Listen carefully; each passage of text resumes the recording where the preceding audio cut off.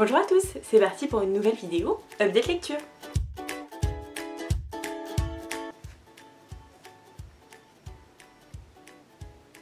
J'ai trouvé ça nul!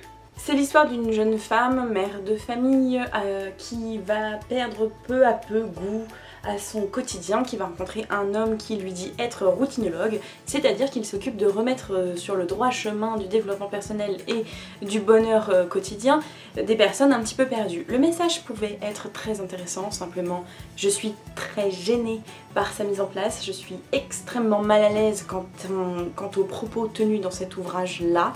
Il y a beaucoup de choses qui auraient dû être développées et ce n'a pas été le cas. Voilà, je compte pas m'attarder plus que ça dessus parce que je suis persuadée que ce livre a dû faire beaucoup de bien à beaucoup de personnes et c'est une très bonne chose. C'est donc bien qu'il puisse être lu et qu'il existe, mais avec moi ça l'a pas fait du tout, c'était pas le message qu'il me fallait. Bon, je vous la fais courte. Le message est intéressant, c'est mal traité, c'est relativement mal écrit, ça m'a pas plu. Et en plus on va enchaîner sur une pépite parce que vraiment les délices de Tokyo de Dorian Sukegawa, ça c'était de la bombe. Ah, ça c'était génial, c'était... Et c'est aussi un des livres de ma palle de l'été.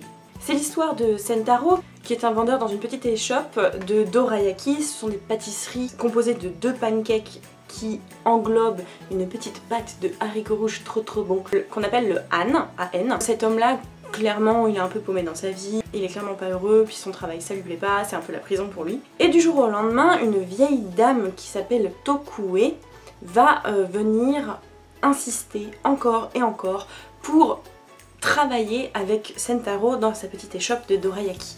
Et Tokue est une vieille femme pleine de mystère, pleine de magie dans les doigts, c'est une excellente cuisinière, elle fait une pâte de Han à tomber par terre et ça va redonner un petit coup de boost à Sentaro. Et en fait cet ouvrage nous présente la théorie des dominos à l'envers que j'aime tant, à savoir des personnages que la vie a malmenés, qui sont perdus, qui ont fait des erreurs, qui sont tombés, qui sont dans un état vraiment pas terrible et qui au contact les uns des autres vont finir par se relever d'une façon ou d'une autre. Ce livre est plein de tendresse, plein de pudeur, avec une plume extrêmement précise mais qui a vraiment du recul sur les choses et qui nous laisse la possibilité de nous projeter. C'est un tout petit bouquin ultra puissant, aussi pudique que sérieux, aussi délicat que cruel. Ce roman vraiment va vous procurer des sensations extraordinaires. Et pour tous ceux qui ne l'ont pas encore lu, je vous invite à être très attentif à la métaphore des fleurs de cerisier qui tombe tout le long du roman et qui est magnifique. Je vais le dire, c'était un délice. Je vous recommande de tout cœur la lecture des délices de Tokyo.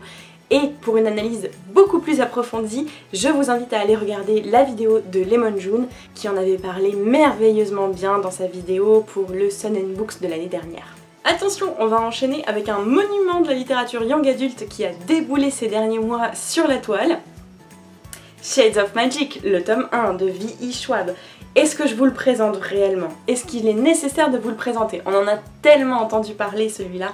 Franchement, je vais pas te le présenter celui-là, je fais confiance à ta curiosité pour le connaître déjà, et sinon je te mettrai un lien dans la barre d'infos. Bon, autant vous dire tout de suite, celui-là, je l'ai adoré. C'est un excellent premier tome, un excellent tome introductif, avec une action vraiment intéressante, bien que un peu linéaire à mon goût. J'aurais aimé un peu plus de flashbacks, j'aurais aimé quelques dissonances dans le côté très linéaire de la narration, mais bon, ça c'est pas bien grave.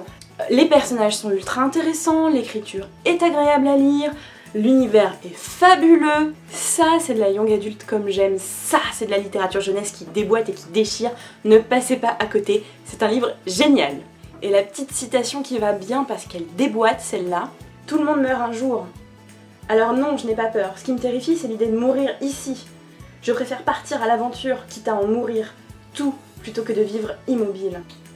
Comment ça déboîte? Ce qui est très intéressant avec Shades of Magic, c'est que oui, on a Kel qui est le personnage principal et qui est un personnage masculin. Et le personnage de Lila est extrêmement intéressant pour un personnage féminin dans le young adulte. Ça faisait longtemps que je tendais un exemple comme ça et ben il est là. C'est très sympathique. Il y a juste un passage qui m'a un chouïa agacé, c'est le moment où elle choisit ses fringues pour aller dans un bal, je vous en dis pas plus.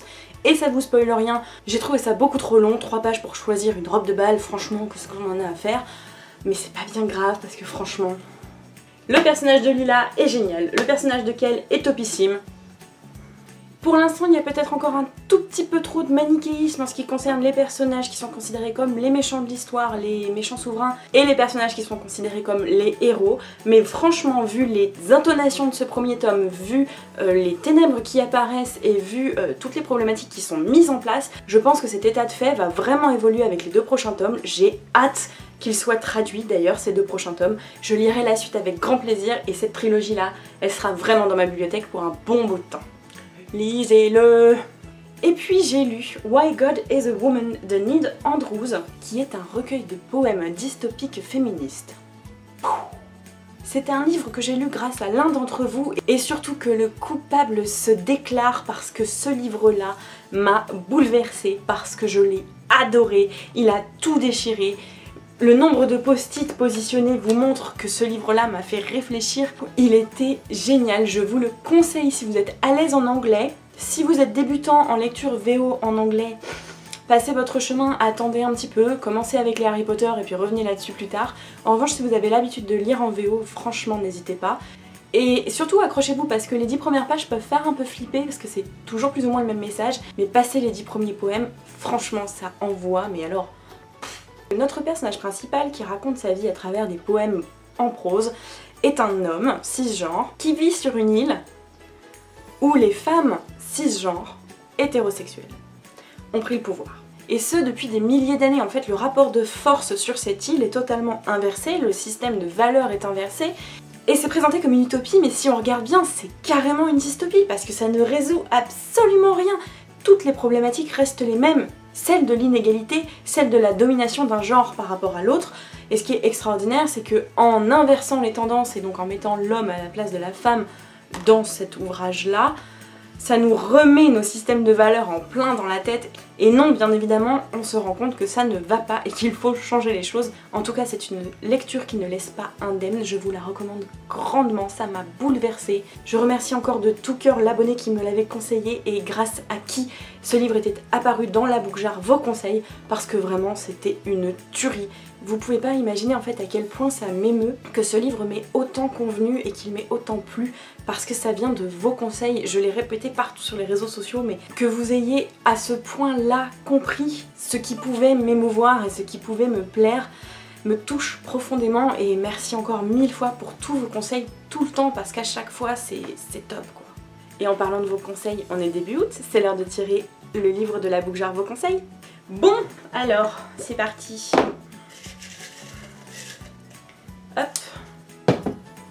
Alors. Les oubliés de Vulcain. C'est pas une lecture jeunesse, ça? Tiens, regarde. Et non, je l'ai toujours pas lu, Les oubliés de Vulcain, et oui, j'ai travaillé en librairie jeunesse. Hashtag, on peut pas toujours avoir tout lu. En même temps, c'est pas plus mal que la Book Jar d'août soit une petite lecture jeunesse. Le hasard fait vraiment très bien les choses parce qu'en fait, des lectures, je vais en avoir pas mal à faire parce que je suis en train de me composer ma petite palle pour la rentrée littéraire et ça va être vraiment sympa. Si tu ne l'as toujours pas vu, je t'invite à regarder la vidéo juste ici concernant le petit challenge que j'ai mis en place autour de la rentrée littéraire du net. Voilà, c'est tout pour cette vidéo, j'espère qu'elle vous aura plu. Si vous avez lu les livres que je vous ai présentés, surtout n'hésitez pas à me donner votre avis. N'hésitez pas à me faire vos recommandations compte tenu de ce que je viens de vous dire. N'oubliez pas que j'alimente la Book Jar, vos conseils, à chaque fois que vous me faites des conseils dans les commentaires. En attendant de pouvoir échanger avec vous très rapidement, je vous laisse bouquiner et moi je retourne lire. Ciao!